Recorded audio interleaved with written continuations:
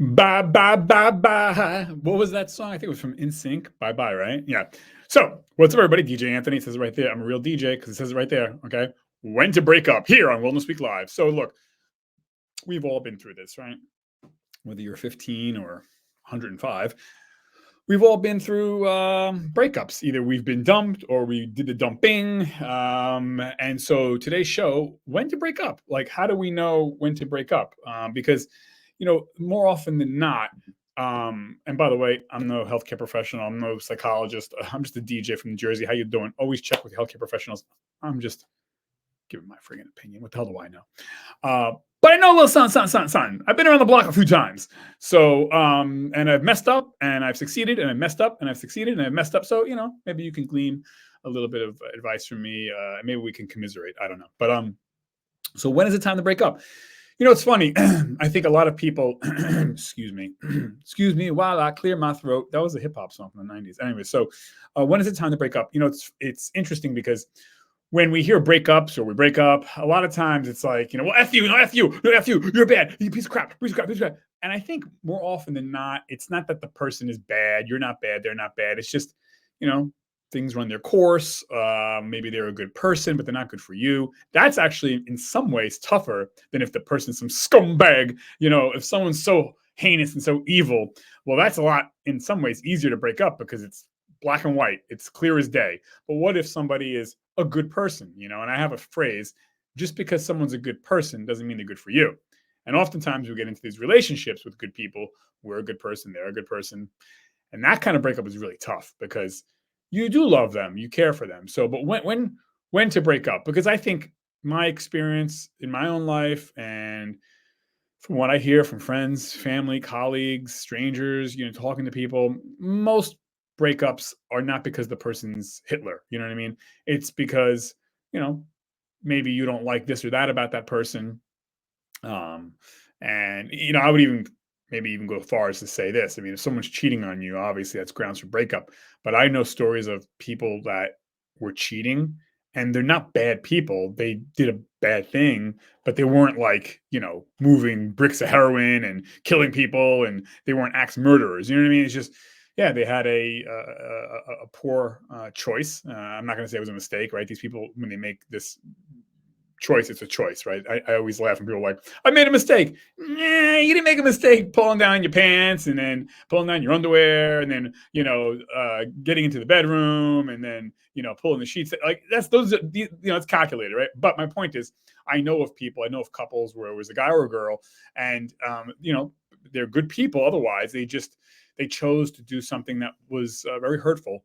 And so my point is, I think aside from that, the cheating thing, most breakups are not because of cheating. Most breakups are because they're two good people and things just ran their course, or I don't like that they're whatever controlling or this or that. Again, nothing, no high crimes, but so that's most breakups. And it's hard because you do love that person, right? And I understand, someone that was in an abusive relationship where there was guns and knives and beatings, and that's clearly bad. Like, you need to get out of that. But again, more often than not, breakups are not that. Breakups are, again, you don't see eye to eye, you're bickering, you're arguing, that person said this about, and made me feel bad. Again, not nice, but that's most breakups. So, and that means like you love the person and it's time to say goodbye. So when do you know it's time to break up? So I've done the research right here, folks. So you don't have to. Let's go through the list. Okay. Well, there's four big red flags, and when to break up. And let me say this. We all know when it's time to break up, right? You kind of know in your gut. Like, very rarely, very rarely is it like everything is great. Oh my God, I don't know. Out of the blue, the person broke up with me. Like, that could happen, And that's happened to me, actually, where I thought things were great. And then the woman was like, yeah, no, I'm not. I'm like, whoa, what? So it could happen. But come on, let's be honest. Even in retrospect, right? When you thought things were great and then the person broke up with you, a couple years later, you're like, yeah, I should have seen that coming. I saw this, I saw that. But, we have blinders on. We don't want to see, right? So my point is, I think in our heart of hearts, in our gut, we know when it's time to break up, and we know if things aren't going well, and we know if they're not, patchable, if they're not reconcilable. So we kind of know, that time's up, But anyways, okay, so when do you know it's time to break up? The first thing I would say, no particular order, would be criticism. When your partner or even yourself, if you catch yourself criticizing, now again, any one of these by themselves once in a blue moon is not a reason to break up. But when it's a pattern, and intense, and then yeah, okay. So criticism, so meaning like it's all how you deliver it, right? So if someone's like, "Oh, honey, I asked you to, if you could vacuum the room, you know, can you please remember to do that next time?" That's technically a criticism, but it's the delivery is with care and love versus you're such a jerk. You don't even care about me. You don't care about the house. You just want to do what you want to do. I asked you to vacuum the rug. You didn't do it. You're really a selfish ass. Now that is, if someone's saying something like that, you see the delivery, the difference in delivery, same topic, difference in delivery. If you're kind of marginalizing and putting down the person, you're a real asshole. You're a real selfish jerk. I asked you to vacuum the rug. You didn't do it. You only care about you. That type of criticism, although maybe you're not vacuuming the rug, is you didn't listen and you did the wrong thing, but the person criticizing you, how they're criticizing you, so criticism, is one of the things that, yeah, if you're getting criticized, in a negative kind of edgy way all the time, I ask you to take your shoes off all the time. You don't listen. You're so stupid. Versus, honey, can you please take off your shoes?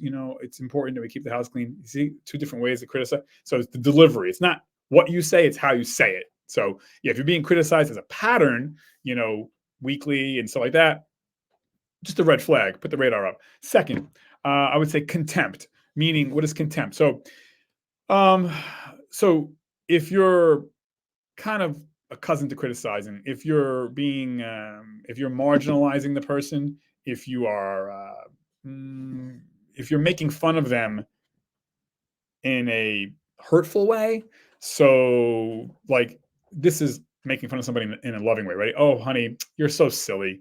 That's making fun of that's making fun of somebody. Contempt would be, you're so fucking stupid. You are the stupidest person. You see the difference? So criticizing or contempt, contempt is that cousin of criticizing. So contempt is like you have almost like a steaming hot way.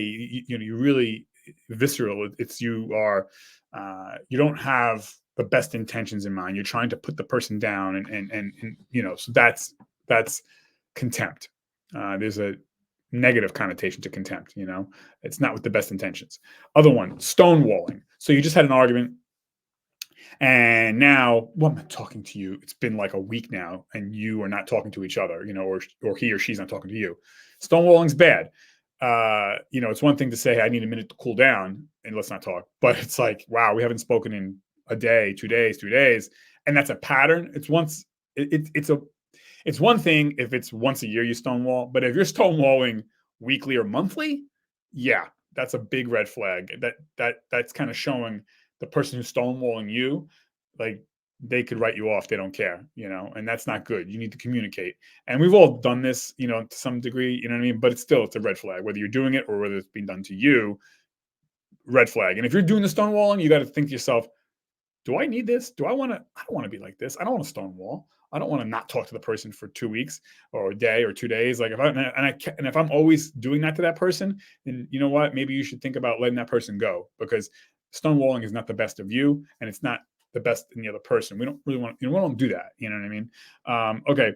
So defensiveness. So if you always feel like you're on trial, that's not good. You shouldn't always feel like you're on your heels and you're up against the wall and, well, let me explain.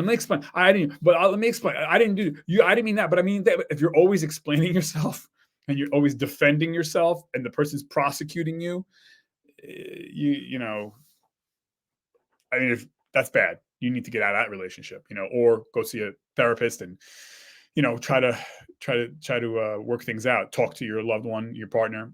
So those are the four things there: the criticism, contempt, stonewalling, and defensiveness. So if you always feel like, and we've all been there, right? I mean, I've been there before several times where, I'm always walking on eggshells. It's like, I'm not like, okay, wait. Well, I didn't mean that, but I said this, but you said that, but I said, and I find myself defending myself all the time. Like I said, one thing once in a blue moon, you get into an argument, fine. But if it's a pattern weekly, monthly, and you're defending yourself, not in a fun way, but like you really feel like, I have to fight for this, like, whoa, and it's a pattern, yeah, red flag. You might want to talk to your spouse about this, or your loved one, your partner, or go see a therapist.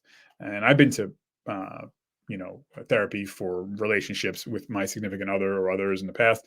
And, it's not going to cure everything, but it's good, so yeah. And therapy has its place, by the way. I don't want to go down this rabbit hole, but I always say, like, therapy in moderation too. Everything's in moderation in life. If you're going to a therapist a lot, whatever a lot means, once a day, twice a week, and you find that it's bringing up a lot of negative stuff, you walk out of therapy more angry or sad, then maybe it's time to pause therapy for a little bit and just you know breathe, and then go back to therapy, possibly see a new therapist, because yeah, therapy can be, you're dredging up a lot of silt, and again, therapy's good, but in moderation. Everything in moderation. Too much water and you drown, right? You know what I mean? So you need water, but okay.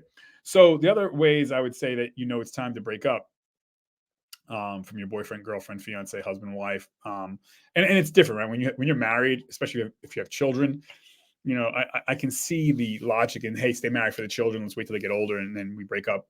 Fair enough. I mean, but if you're dating and things like that, I'm not saying throw the relationship away, but it's a little easier. Let's be honest, right? You're not parsing out, assets and homes or whatever, children. You're going to see the kids these days. I'm going to see the kids that.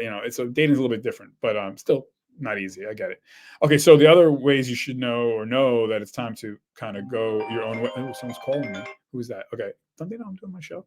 So would be who is this, by the way? What is that?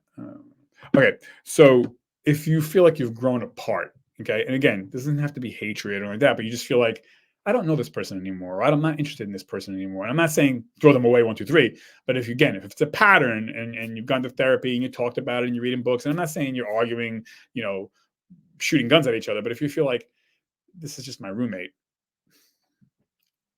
red flag.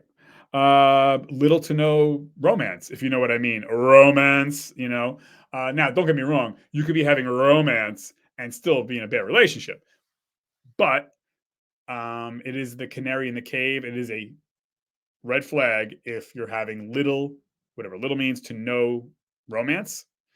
You know, the deed. That's not a make or break, but that's a sign that things are not good. If you're having very little to no romance.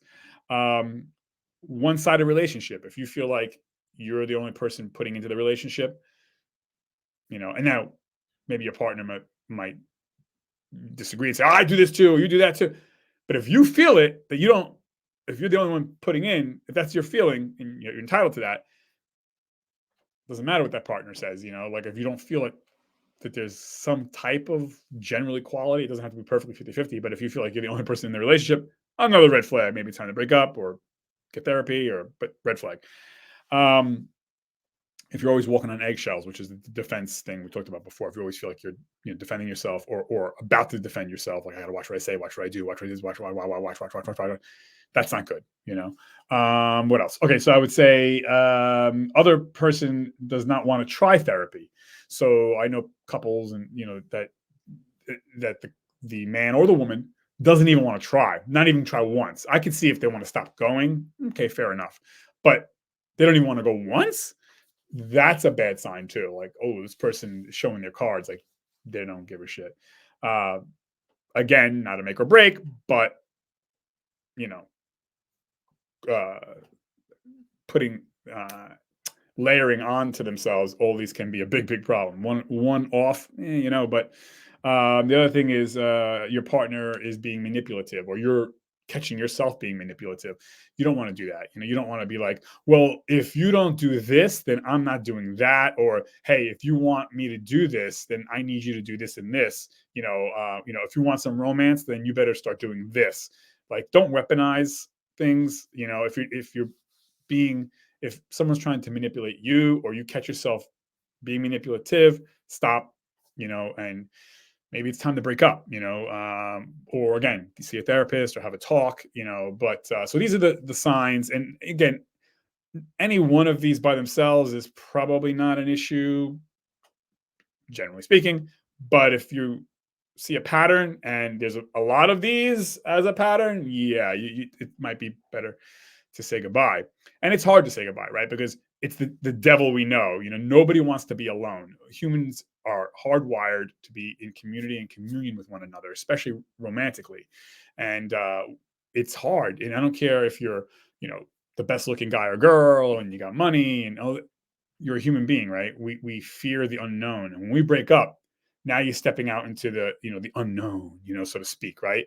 Now it's like, who wants me? Who am I going to find? And so sometimes, unfortunately, people stay with a partner that's not the best for them. And it doesn't have to be an abusive relationship per se, but you just don't feel like you belong in that relationship. You know what I mean? And that's probably more often than not what most people go through when they're going through a breakup or thinking about breaking up.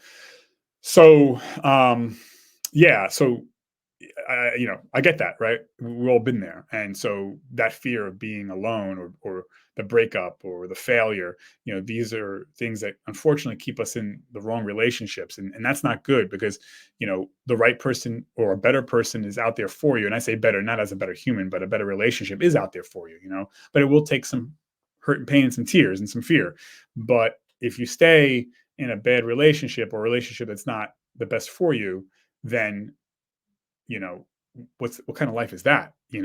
So a lot of people will stay with the devil they know, and you see that too. Like people stay in the jobs that they hate because it's the devil they know. They know what they got, and humans don't like the unknown, at all cost. Most humans will just grin and bear it for to the end, and that's not good. I don't want that for you, and I don't want that for your partner either. You both deserve to be happy, and or even if it's just you want to be single, you're not even looking for anybody else. Like that's you, you know everyone deserves to be at peace and happy. And by the way, no relationship is perfect. Like there's always going to be some kind of whatever in a relationship. It could be money, it could be health, it could be family, it could be personality between you and you. Like there's always going to be something. But I think the goal is to be in a relationship where uh, you you can have disagreements, you can have the occasional argument, and you always say to yourself, you know what, I'd rather argue with this person than